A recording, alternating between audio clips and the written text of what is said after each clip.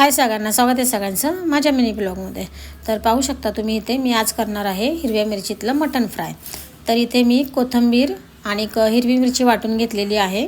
कढईमध्ये तेल गरम करायला ठेवले आहे। इथे मी खडे मसाले टाकत आहे, दालचिनी, विलायची, लवंग आणि मिरे असं मी सगळं टाकले आहे। त्यात तमालपत्रही 2 टाकलेले आहेत। मसाले छान फ्राय झाल्यानंतर मी त्याच्यामध्ये उभा कट केलेला कांदा घालून घेत आहे।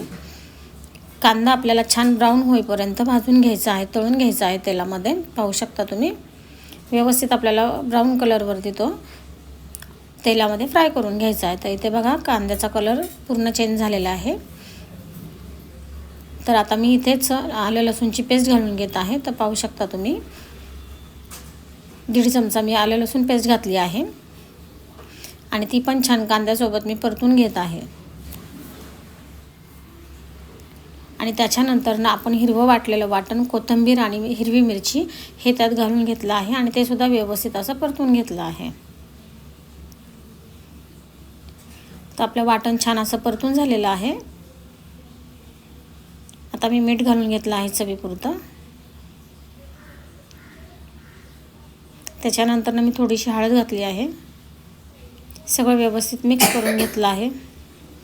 त्याच्यानंतर मी थोडंसं दही घालून घेतलं आहे। 1 ते 2 चमचेच दही घातलं आहे मी। गॅस बारीक केला आहे दही घालताना आणि व्यवस्थित असं सगळं मिक्स करून घेतलं आहे मसाल्यामध्ये दही। आणि त्याच्यानंतर मी ते आळणी शिजवलेलं मटण घालून घेतलं आहे आणि मसाल्यामध्ये ते छान असं व्यवस्थित मी ते आता परतून घेत आहे। पाहू शकता तुम्ही तेल सुटलं आहे आणि मसालेही छान व्यवस्थित परतून मटणही आपलं छान त्याच्यात परतून झालेलं आहे। तर कसा वाटला तुम्हाला माझा आजचा ब्लॉग? तर माझा व्हिडिओ आवडल्यास माझ्या व्हिडिओला लाईक आणि सबस्क्राईब करायला विसरू नका। तर नक्कीच तुम्ही करून पहा। असं मटण फ्राय, हिरवं मटण फ्राय खूप छान लागतं। चला